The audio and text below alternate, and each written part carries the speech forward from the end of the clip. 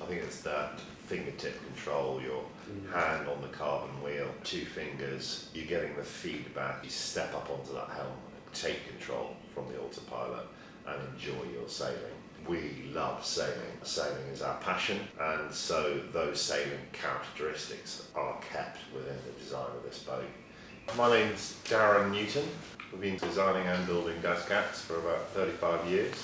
These boats have been very much orientated towards performance, but they are cruising catamarans, but we race them in different events like the Round Britain Island race and fast net races. A lot of people tend to think they're racing boats because we promote them through racing, but actually they're designed as cruising boats that are more than capable of racing. But with the new Dazcat Ocean Cruiser, we're stepping into a slightly new domain, and joining me today is Luca.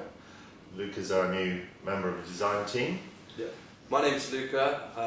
I've come from a sailing background, predominantly in catamarans, from growing up in Cornwall. All my life I've been racing and sailing catamarans, and I've always looked up to Dazcats as being a key performance cruiser vessel. There's always piqued interest in my design ideas. There's another reason for that, isn't there, Luca? There is. So my grandfather is Ian Fraser, who was one of the designers for Dart Catamaran. And Ian met me when I was 19, yeah. and I showed him some of my designs, and he liked what I was doing. What I reminded him of is how difficult it was in the early days to get started in this business. He became my first sponsor, where he generously donated me a considerable amount of funds to start building my first boat, and it set Dazcat off. And then we've met a couple of times before at the Falmouth Foy events where you've come and looked at the boats while you were at Southampton University. Yeah. And then we got a call one day and said, I'd like a job. So it's gone full circle, really. I don't think I could refuse, really. No. But Yeah, I mean, we always tend to talk about the principles of design, or we'd like to try and set a series of principles through the design that we're actually working to. Because it's very easy to get lost in features and equipment and this and that, and adding more and more and more. And then suddenly the boats become very heavy, and they go away from sort of our core principles of easy handling. You know, the problem when the boat gets very heavy, you have to have a larger sail area. When you have a larger sail area, you have larger winch loads. When you need larger winch loads, you need larger winches. And there's a horrible spiral effect of more and more weight going onto a boat. So when you go to set your principles and targets, really, weight is, for me and through all the design vessels that we've done over the years, has been a key driver. But the number one driver is comfort. Mm-hmm. And I think with this new vessel, the main difference in it and boats that we've built previously within the Dazcat brand is that we're anticipating living on this boat for a period of possibly years as it cruises around the world. Yeah. So we're also anticipating hot water climates, so we're looking at more ventilation, more features like that, but then we've got to again bring that back to the principles of the boat, not let those weights grow. If you're living on board and cruising around the world, why is weight a problem? well, we want to create an efficient boat that can still be sailed well and sailed comfortably. A big point of actually reducing the weight is increasing safety factors by reducing those loads and creating a more balanced environment and reducing risk. Normally within our sport or race range we would be reducing weight to increase performance, but with this boat reducing weight to allow for a loading capacity for living on board. So if you start off with a heavy boat and then put a load more stuff on it, you don't really end up with anything that's going to perform at all well. What weight are you anticipating, lightship weight for the DOC? We believe the boat's going to be 11 tons lightship with the ability to sit at 16 tons fully loaded. Okay, so that's quite impressive, really. Yeah. There's basically weight, displacement, your waterline beam length ratios, and your power, your sail area or power that's going to drive it. And that's a calculation that you can put together, and it will give you a performance rating on your boat. We're designing it as a private owner boat. That is correct, yeah. That can be driven by the same owner. He might then have the wife, possibly the family, or friends visiting him. Yeah. So we want a more flexible space, we want a more comfortable space that can be utilised over a long period of time, so you've got different zones that you can work in, relax in, operate the boat, just feel more comfortable on board.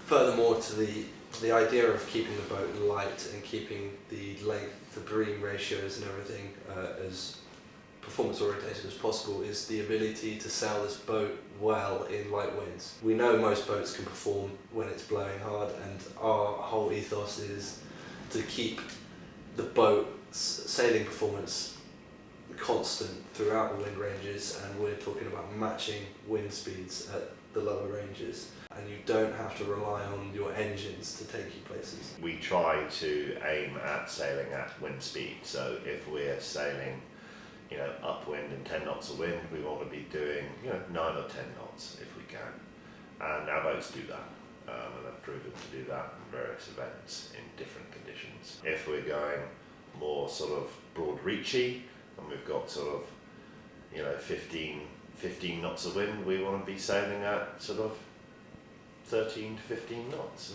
ideally. In fact, boats like Hissy Fit will probably go 17 knots, they'll probably beat wind speed slightly. And it's quite difficult to get a boat to average good speeds. So when people talk about performance, they usually ask, well, how fast does it go? Yeah. And it's, well, okay, a similar boat has done 32 knots. Do you want to sail at 32 knots? No, you don't want to sail at 32 knots. But you would like to average the highest speed possible while having a very large safety buffer zone. And one of our aims on that side of things is being able to average over a 24-hour period. We're looking at increasing from a regular cruiser boat that can maybe do 150, 180 miles in a 24-hour period to pushing the 200 mark and going above 200 miles in 24 hours, which is just giving us... Pardon? 300 on a perfect day. On a perfect day, 300 miles. Yeah. But what we're looking at is that increases a whole range of safety. For example, if a weather system's pressing in and you need to get out of there quickly, you have the boat that can take you away from the weather system. Safety again is basically paramount to all of our designs, except that we are going to go faster, but we need to build in all those safety features and possible automation of those safety features to keep everybody safe and comfortable at sea.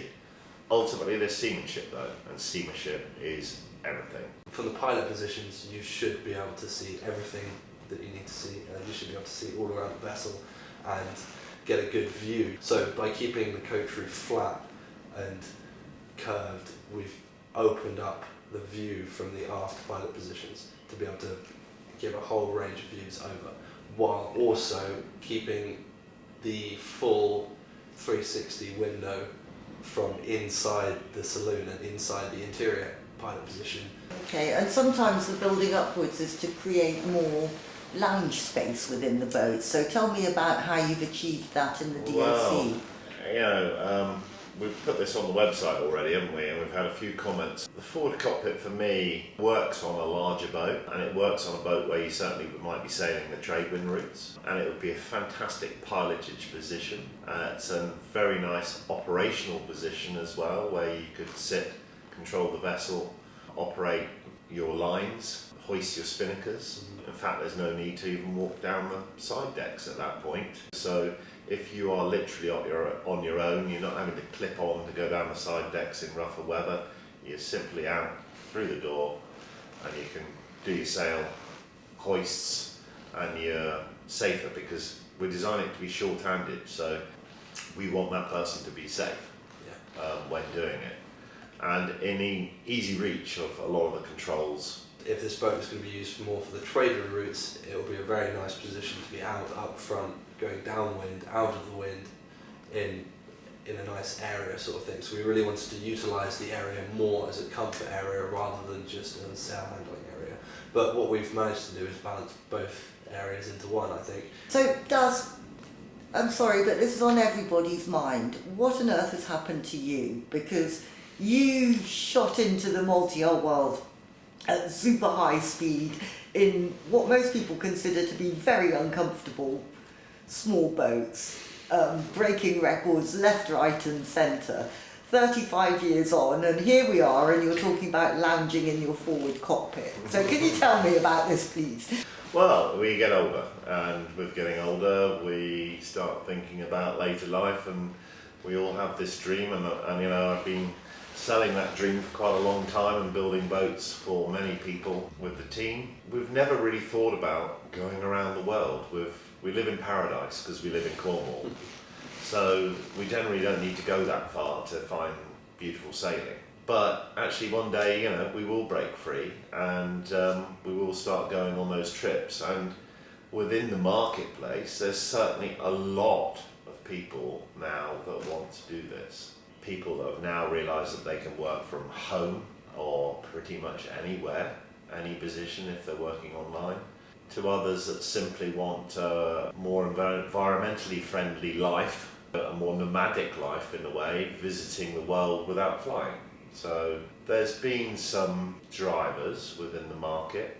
I like to put myself the mindset of those people, which helps design the boats. Yeah. We're providing a liverboard platform that it's a home away from home. The design of this boat has always been aiming for that longer passage cruising or longer time spent on the boat. For 2 to 6 people is our main aim, and by incorporating that in the design, we've created a much more comfortable platform to be on for prolonged periods of time. But also, I think you actually nailed it also in those internal finishes, in the way the boat feels and the way you can utilise a lot of the spaces. A home is actually a good word for it. Yeah. You're designing a boat, yes. You're designing a performance boat, yes. You're designing something that can get you across the Channel, across the Atlantic, across the Pacific. You're going to be on there for a long time. You want the comforts of home with you, but you've just got to make the right choices, and that's what we're going to help people with.